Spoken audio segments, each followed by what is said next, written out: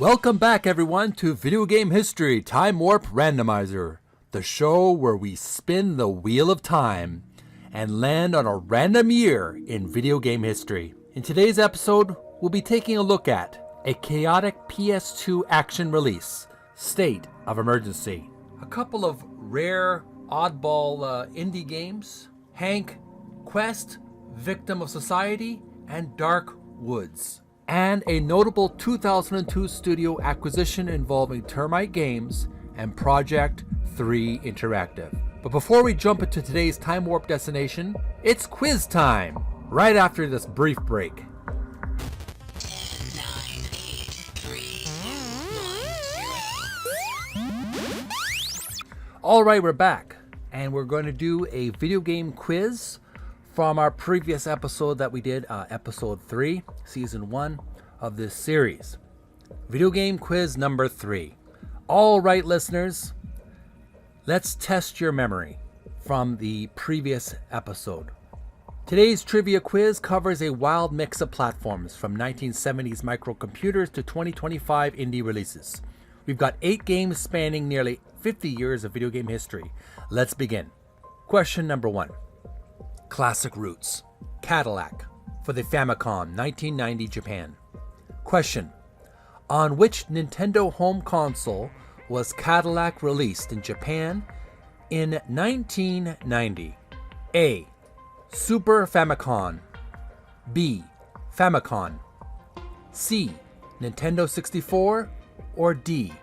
Game Boy.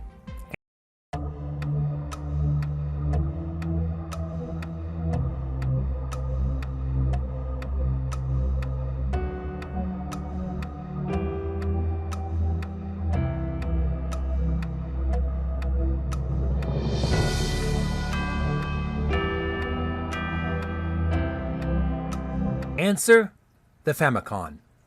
B. Next question. Three-dimensional tic-tac-toe.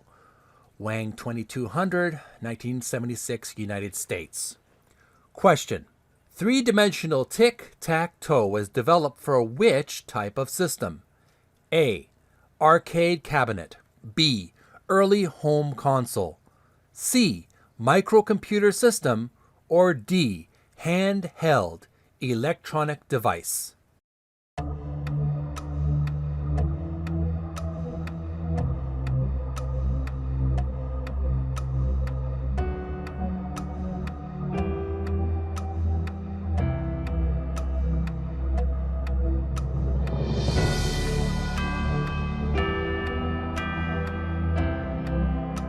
Time's up. The answer is C. Microcomputer system. Our next question, question number 3. For the Lunar Lander, Altair 8800, 1976, United States. Question. The 1976 version of Lunar Lander for the Altair 8800 is best described as A.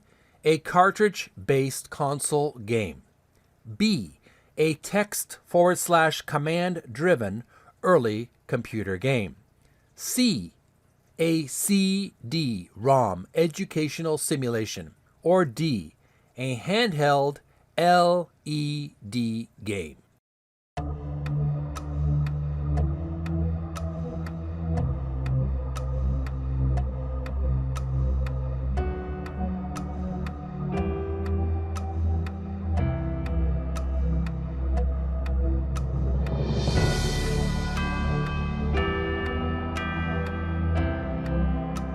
Time's up. The answer is B. Text/command-driven early computer game. Now we're moving on to our fourth question. This is our second round, but we'll just count the questions here. For the Psionic Century, Infinite. This is the modern indie era in 2025. Early access Steam, Windows 2025. Question. What does quote-unquote early access typically allow players to do? A. Play a fully completed game early. B. Access exclusive DLC only. C. Play and give feedback during development. Or D. Unlock retro mode.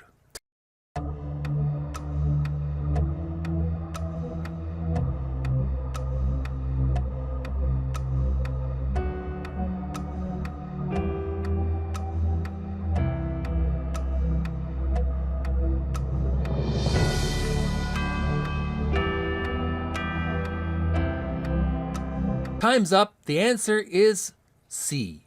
Play and give feedback during development.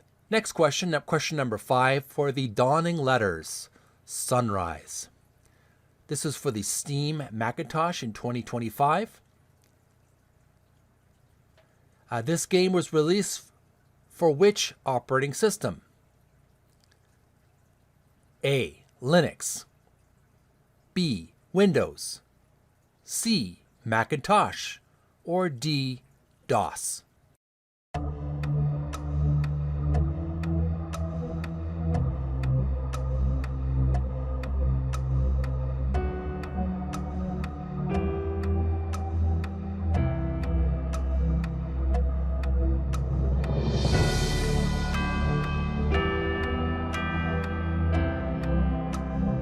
Time's up. The answer is C. The Macintosh.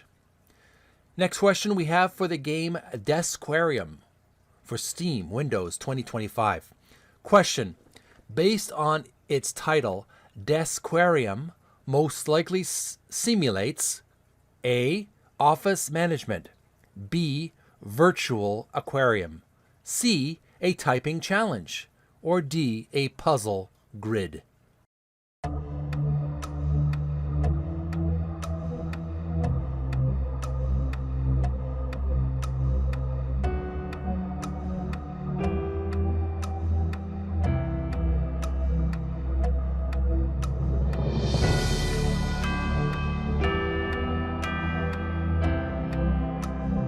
Time's up. The answer is B, a virtual aquarium. Next we have the discussion on the game SP Incorporated, itch.io. It was a browser game for 2025. Now the question is, a browser-based game primarily runs A, only on dedicated gaming consoles, B, inside a web browser, C, from a floppy disk, or D, on a handheld cartridge.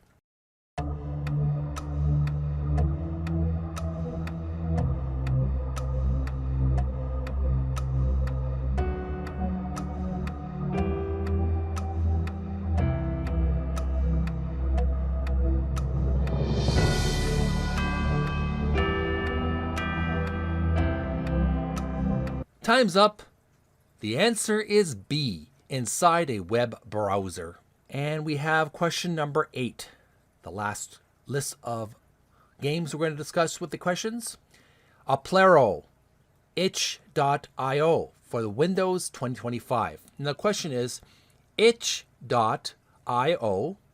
is best known as A, a retro console manufacturer, B, a cloud streaming service, C, a digital distribution platform for indie games, or D, a PC hardware company.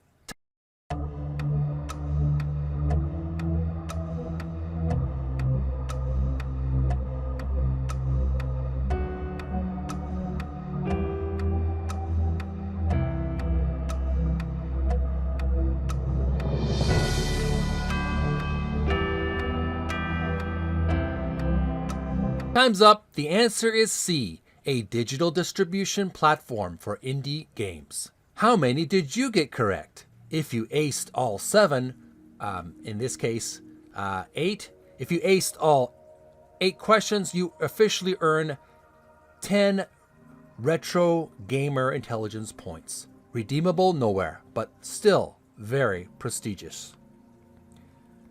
Now we have a bonus lightning round. These are optional questions. Which decade had the biggest technological leap represented in today's quiz? Which platform is the most obscure, Wang 2200 or Altair 8800? Would you rather program Lunar Lander in 1976 or release an indie game in 2025? Leave your answers in the comments section below. Now we'll take a quick break and we'll move on to our video game history years for Friday, February 13th, 2026 in just a few short seconds. Right back.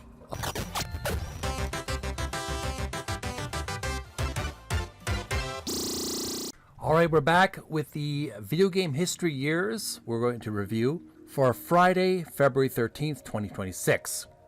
Now it's time to load our historical years into the randomizer. Here are today's selectable years for Friday, February the 13th, 2026. 1976, 50 years ago. 1988, 38 years ago. 1994, 32 years ago. 1995, 31 years ago. 1996, 30 years ago. 1998, 28 years ago. 1999, 27 years ago. 2001, 25 years ago. 2002, 24 years ago. 2003, 23 years ago. 2004, 22 years ago. 2006, 20 years ago. 2007, 19 years ago. 2008, 18 years ago. 2009, 17 years ago.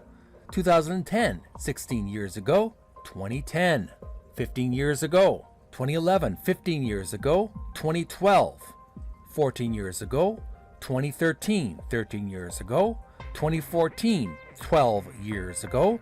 2015, 11 years ago. 2016, 10 years ago. 2017, 9 years ago. 2018, 8 years ago. 2019, 7 years ago. 2020, 6 years ago. 2021, 5 years ago. 2022, 4 years ago.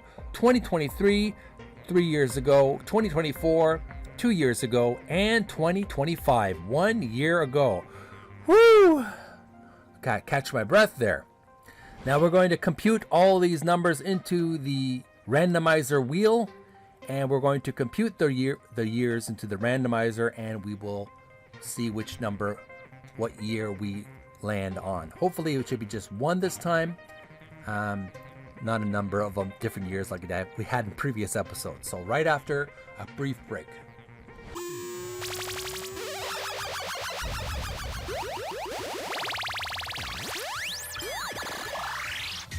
All right, we're back and we've computed all our different years for this day of gaming history into the randomizer. Now it's time to spin the wheel. Round and round and round she goes. When she stops, nobody knows. And the time warp stops on 2002. All right, we're about to jump back to 24 years right after this brief break.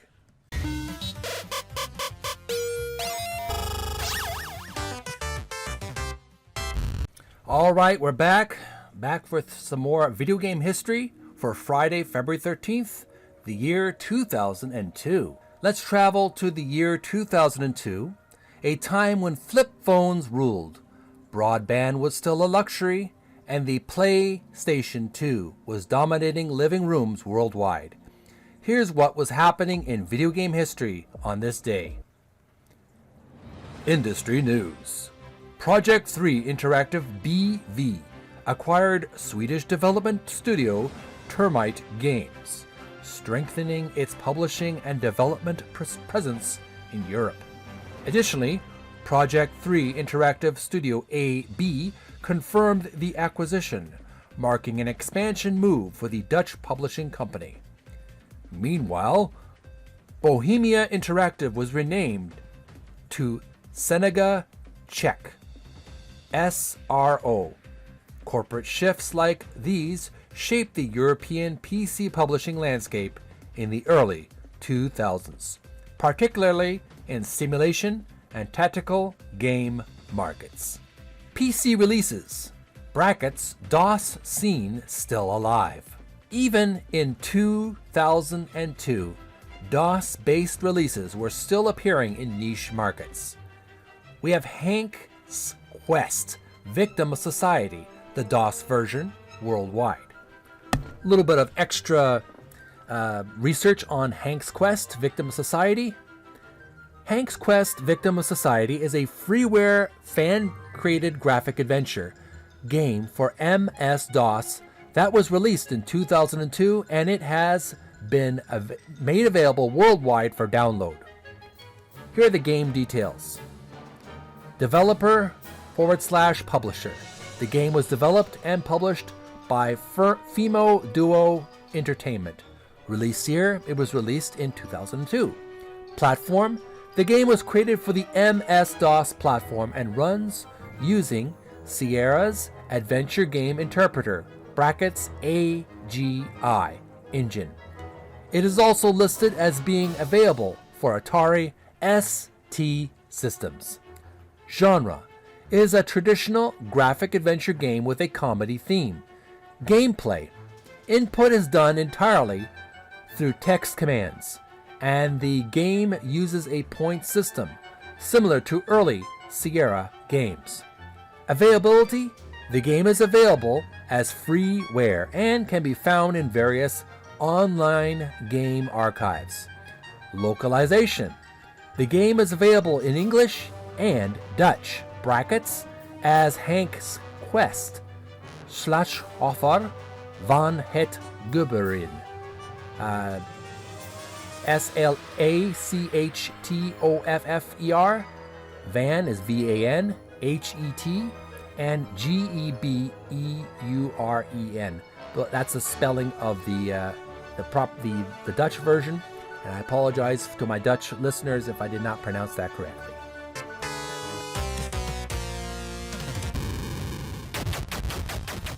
Alright, so we're going to discuss the next DOS game that was released in 2002, Dark Woods. It's a download release to DOS worldwide. Now here's some supplementary information about Dark Woods. In 2002, two distinct games with the title Dark Woods, or including it, were released for the DOS platform. You can find information and downloads for them on various abandonware and archive sites. Now Dark Woods 2002 is a strategy and puzzle game developed by Lachi Dazdarian, Lachie, last name is spelled Dazdarian. Pardon me if I didn't pronounce that correctly. It was released as freeware and features a 2D graphical style. Dark Woods 2, 2002, is an adventure and puzzle game developed by Jock the Beast, Jock with an E. It was released on February 17th, 2002, and is currently available for play on download via the Internet Archive. Note on modern Dark Wood. The popular 2017 survival horror game Dark Wood by Acid Wizard Studio is unrelated to these two 2002 DOS titles. These two games are proof. The games we were talking about was Hank's Quest: Victim of Society and Dark Woods, both DOS games. They're proof that even as Windows XP was gaining momentum, the DOS spirit refused to fade quietly into the night.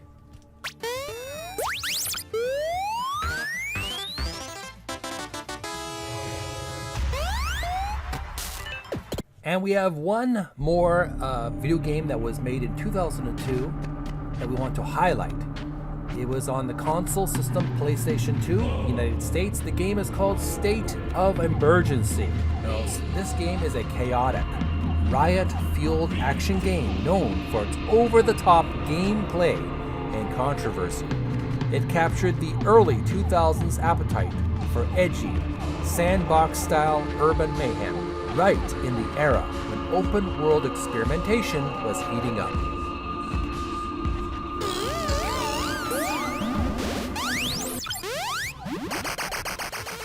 (2002) in gaming perspective. 2002 was a fascinating transition year. The PS2 was at full power. Xbox and GameCube were fresh competitors. PC gaming was evolving rapidly, and indie gaming wasn't even called indie yet. Meanwhile, today, in 2026, we were discussing browser-based indie experiments and early access titles alongside retro DOS games from 2 decades ago. Time warp, indeed.